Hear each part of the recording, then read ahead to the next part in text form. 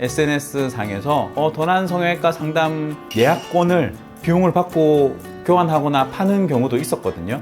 도난 성형외과는 무조건 화려하다, 화려한 코만 잘한다. 아닙니다.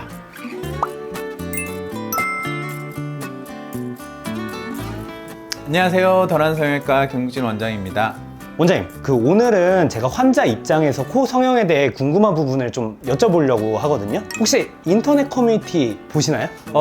평상시에 한 번씩 들어가서 보기도 하거든요. 그럼 커뮤니티에서 더난 성형외과를 직접 쳐보시기도 할까요?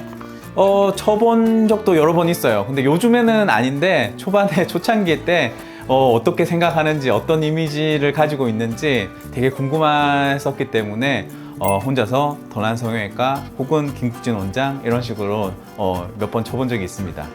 혹시 잘못된 정보도 혹시 보신 적이 있으실까요? 잘못된 정보가 많은지는 모르겠는데 한 번씩 보면 뭔가 오해나 이런 것들이 조금 있기는 한 것 같아요. 그래서 이런 부분들은 좀 풀고 싶었던 게 사실입니다.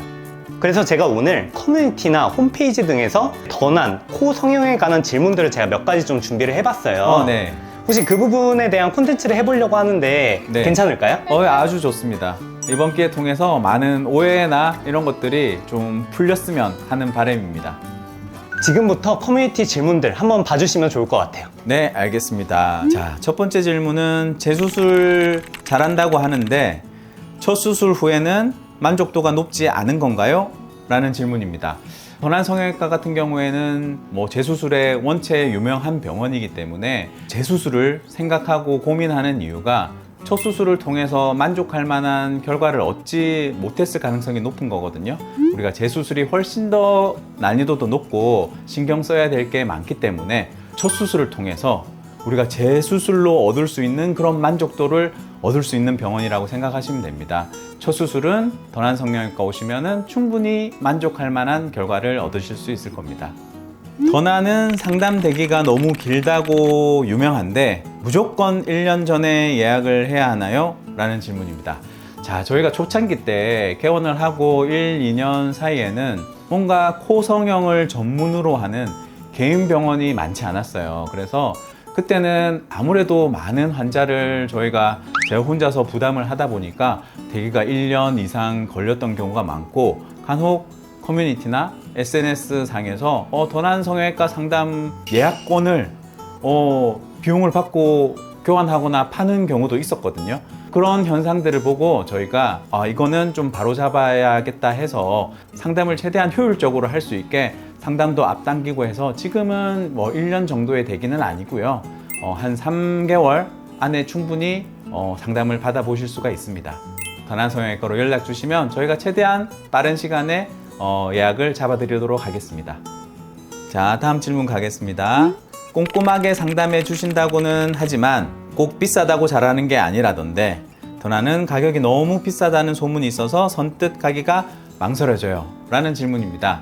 도난 성형외과 같은 경우에는 일단 저 혼자서 모든 환자를 케어하기 때문에 아무래도 한 명 한 명 좀 꼼꼼하게 시간을 들여서 수술도 하고 상담도 하고 치료도 하게 됩니다. 그렇기 때문에 아무래도 가격대가 조금 있을 수밖에 없고요. 그리고 우리가 쓰는 재료나 항생제 아니면은 코 성형에 써있는 실리콘이나 아니면 다른 재료들을 웬만하면 가장 좋은 걸로 선택을 해서 사용을 합니다. 그래서 비싸다고 오해하실 수 있지만 그거에 따라서 충분히 값어치를 할 것이고 상담 다니는 환자분들을 통해서 이야기를 들어보면 가격 차이가 아주 크게 나진 않아요. 그러니까 와서 상담을 받아보고 비교해 보시면은 그렇지 않다는 것을 알 수 있으실 겁니다.